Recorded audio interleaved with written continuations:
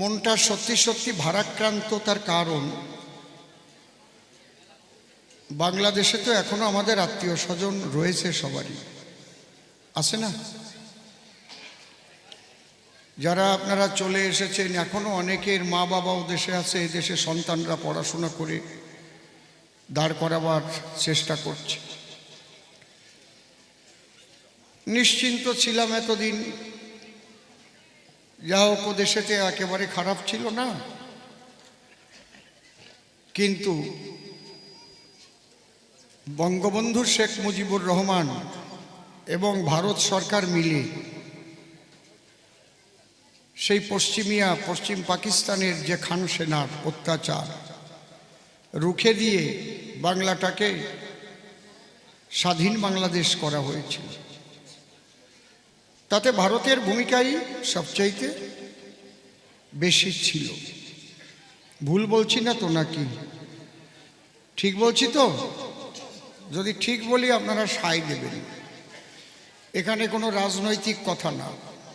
ভুলে যান Trinamool, BJP, CPM, Congress, ওইসব কথা আমি বলতে চাচ্ছি না। আমি বলতে চাচ্ছি যে আমরা যে কি পরিস্থিতির মধ্যে দিয়ে দেশ ছাড়া অবস্থায় ভারত ভাগ হলো, আমাদের কাছে শুনে তো আর ভাগ করে নাই। আমার বাপ ঠাকুর দাদারা ঘুমাইছিল 14ই আগস্ট, 15ই আগস্ট শুনলো কি আমরা আর ভারতের নাগরিক নাই, আমরা মুসলিম রাষ্ট্র পাকিস্তানের নাগরিক হয়ে গেছি। আমাদের কাছে জিজ্ঞেস করেছিল কি,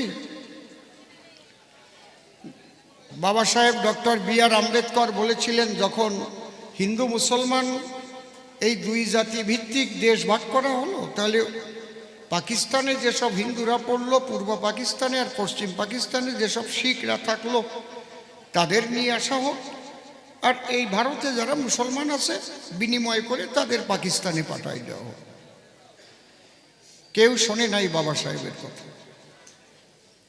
বাবা সাহেব তার বইয়ের মধ্যে লিখে রেখে গেছেন যে হিন্দু মুসলমান একসঙ্গে বাস করতে পারবে না, কারণ মুসলমানরা যেখানে সংখ্যালঘু থাকে সেইটা হয় সেকুলারিজম, ধর্মনিরপেক্ষ। যখনই তারা সংখ্যাগুরু হয়ে যায় তখন কিন্তু অন্য ধর্মের মানুষের আর স্বাধীনতা তারা রাখে না। কি ফতোয়া জারি করেছে যে প্রত্যেক হোটেলে গরুর মাংস রান্না করতেই হবে, তোমার হিন্দুর হোটেলই হোক আর মুসলমানেরই হোটেলই হোক। এ জায়গায় কি কোনো তৃণমূল বিজেপি আছে নাকি? এটা কোনো কথা হতে পারে?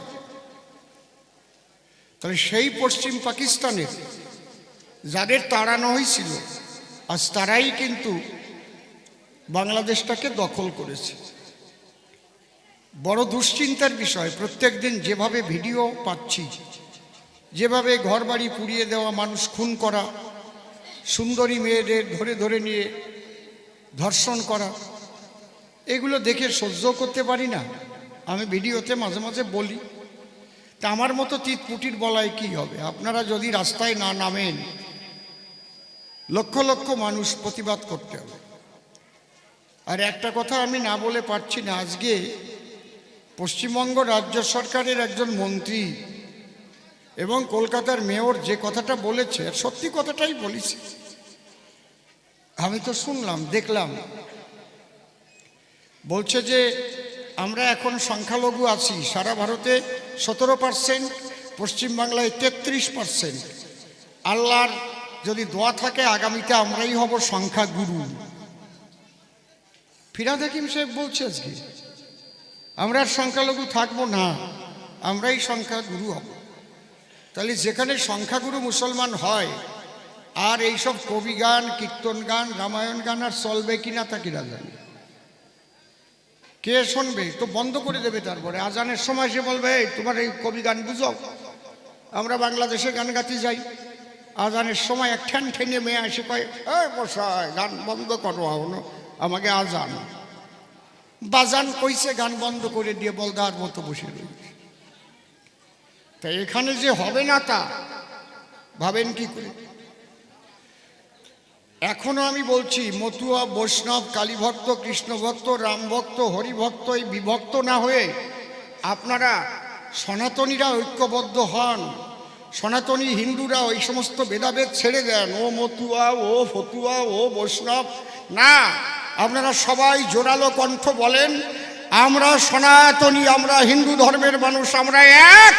আমাদের উপর অত্যাচার হলে, আমার বাংলাদেশে অত্যাচার হলে আমরা ছেড়ে কথা বলবো না। ঠিক বললাম না বেঠিক বললাম? আরে জোরে কর। আমি কি কোনো রাজনীতির কথা করছি? এগুলো কোনো রাজনীতির কথা না, একদম খাঁটি খাঁটি কথা, সেইটা বলতেছি। আমি খুশি হয়েছি আজকে নিখিল ভারত বাঙালি সমন্বয় সমিতি থেকে শ্রদ্ধেয় সুভদ্রা নাগপুর থেকে এসে বনগা বর্ডারে কয়েক হাজার মানুষ নিয়ে সেখানে কিন্তু প্রতিবাদ মিছিল বের করেছে। নাগপুর থেকে চলে আসছে পশ্চিমবাংলায় বর্ডারে, আর আমরা ঘরে ঘুমাই আছি। এই জন্যে যার যা আছে সেই শেখ মুজিবরের মতো বলতে হয়, যার যা আছে তাই নিয়ে বেরোয় যাও পথে। যদি মা বোনদের ইজ্জত রক্ষা করতে চাও, ওপার বাংলার থেকে যদি তাদের বাঁচাতে চাও, তাহলে এই সারা পৃথিবীর 118টা দেশে প্রতিবাদ হচ্ছে। এই প্রতিবাদের প্রতিধ্বনি যাতে রাষ্ট্রসংঘে পৌঁছে যায়। আমাকে দরকার নেই তোমাদের সাথে থাকা। আমরা ওপার বাংলায় 3 কোটি হিন্দু আছে, এপার বাংলায় যে হিন্দু আছে তাদের জন্য একটা আলাদা রাষ্ট্র করে আমাদের আলাদা রাষ্ট্র হোক। মুসলমানরা তাদের রাষ্ট্রে থাকুক, দিয়ে ভেদাল দিয়ে আমাদের দরকার নাই। আমরা হরে কৃষ্ণ কব, তোমরা আল্লাহু আকবার কয়ে বেড়াও। খারাপ কথা বললাম নাকি? কেন আমরা এসব শুনবো, এসব দেখবো কেন?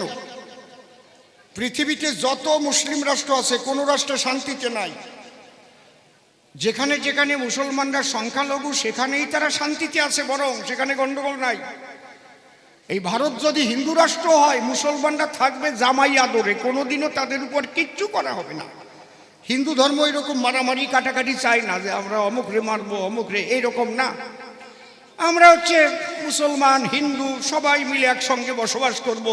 তুমি আজান দাও, আমরা কীর্তন গাবো, আমরা একসঙ্গে আনন্দ ফুর্তি করবো। এই তো আমাদের ছিল আগাগোড়া, নাকি?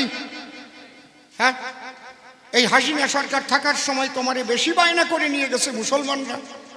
আমি মমতাজের বাড়িতে গান করেছি, এখনো দেখেন সেই মমতাজ বসে বসে কাঁদতেছে, একটাও হিন্দু নাই, সব মেয়েরা গান শুনে কাঁদতেছে। মধুমেলা, খালি ইউটিউবে সার্চ করবেন মধুমেলা অসীম সরকার, দেখবেন কিভাবে চোখের জল মুছতেছে তারা। এই তো আমরা চাইছিলাম, কে হিন্দু, কে মুসলমান, কে খ্রিস্টান আমরা ভুলে গিয়ে আমরা একটা মানবতাবাদী বিশ্বকে তৈরি করব, যে বিশ্বে যার যার ধর্ম সেই পালন করবে, কিন্তু মানুষের মধ্যে থাকবে একত্ববোধ, প্রেম, প্রীতি, ভালোবাসা নিয়ে আমরা পৃথিবীতে বাস করব। এ কি দেখছি এগুলো? মনের মধ্যে এই জন্য ভারী কষ্ট। আজকে পাগলি বলতেছিল, তোর মুখটা কিরকম কষ্ট কষ্ট। আমি বললাম, কষ্ট না, দেখো না, আমি যখন পেটে ছিলাম, আমার মায়ের পেটে, সেই সময় পাগলি, সে গেল কোন জায়গা? এ পাগলি এখন পলাবেনি, হলো বরিশালের পাগলি, একদম ওই পা পর্যন্ত জ্বর ছিল। আমি তখন মায়ের পেটে, তখন আমার মারে আশীর্বাদ করেছিল, তোর যে ছেলে হবে সে হরি কথা বলবে। ওই সেই পাগলি, বুঝতে পারছেন? ওই বেড়ায় ওইভাবে, সহজ পাগলি না কিন্তু। তাহলে আমরা সনাতনীরা সব এক হয়ে যান। আর আপনারা নোয়াপাড়ায় একটা বড় মিছিল বের করেন, এই প্রতিবাদ মিছিল ডেট করেন, আমি আসবো। অসীমদা কি করছে? অসীমদা মিছিল বের করেছিল এখানে? আচ্ছা, দরকার নাই, মতুয়ারা বের করেন না। বিজেপি, তৃণমূল, সিপিএম, কংগ্রেস দরকার নাই, মতুয়ার ব্যানার দিয়ে বের করেন আপনারা। কি অরাজনৈতিকভাবে বের করেন। আমি অরাজনৈতিকভাবে আসবো, আমি কোনো রাজনৈতিক এমএলএ হিসেবে আসবো না। আমি কি এই জায়গায় এমএলএ হিসেবে গান গাতে আইছি? আমি আপনাদের অসীম হিসেবে আইছি, এরকম চলে আসবো। অসুবিধাটা কি আছে? আমি কোনো রাজনৈতিক রং নিয়ে কথা বলছি না, কিন্তু কেউ যদি এটা চিন্তা করে তাহলে ভুল করবে। যাক, কারণ যে কয়জন মানুষ আজকে আমি পাইছি তাদের কানে তো কথা কয়টা পৌঁছে দিলাম, সেই জন্যে কথা কয়টা বললাম না, কারণ পরিস্থিতি ভালো না। আজকে ফিরহাদ হাকিম সাহেবের বক্তব্য শুনে আরও আমার মাথাটা কেমন যেন হয়ে গেছে। এ কি কয়? সংখ্যাগুরু হয়ে যাব আমরা, তার মানে কি? এ কথা কেন কবে? কেন্দ্রীয় সরকার কি করছে আমি তো তাই ভাবছি বসে বসে। কেন্দ্রীয় সরকার কি ঘুমিয়ে আছে? এগুলো দেখছে না? তাহলে কেন্দ্রীয় সরকারেরও তো উচিত, যখন সেই সময় আমাদের খান সেনারা আমাদের গুলি করে করে মেরেছিল, তখন তো এই ভারতবর্ষের কেন্দ্রীয় সরকার কত লক্ষ হিন্দু, 90 লক্ষর বেশি হবে, তাই না? হিন্দুদের তো এদেশে নিয়ে আসছিল। আমার বিচারে এক্ষুনি বর্ডার খুলে দেওয়া উচিত এবং সমস্ত হিন্দুদের এই দেশে নিয়ে আসা উচিত। দরকার হলে না আমরা ও দেশে রাখবো না, আমাদের হিন্দু ভারতবর্ষেই থাকবে, অসুবিধা কি আছে? কিন্তু আমি তো তিতপুটি না, আমার কথায় কি দাম? যারা আমাদের বড় বড় মন্ত্রী, যারা আমাদের বড় বড় এমপি হয়ে গেছে, তাদের সঙ্গে সবসময় প্রধানমন্ত্রী, স্বরাষ্ট্রমন্ত্রীর সঙ্গে কথা হয়, তারা একটু জোরালোভাবে যদি সওয়াল করে, তাই না? কিন্তু আমাদের তাদের মুখে তো একটা জোরালো কথা শুনি না। এই জন্যই শুধু জগন্নাথদার মুখে শুনলাম আমি, খুব ভালো বলেছে উনি। আমরা চাই সমস্ত মানুষ এক হও তোমরা। বাবা, আমি সবার পাও ধরে করছি, ভুলে যাও তোমরা মতুয়া, বৈষ্ণব, এই কালী ভক্ত, রাম ভক্ত, কৃষ্ণ ভক্ত, আমরা আলাদা, এটা ভাববা না, সবাই আমরা এক। হরি বল, হরি বল, হরি বল। ঠাকুরের নামে একটা ধ্বনি দেই, ধরো।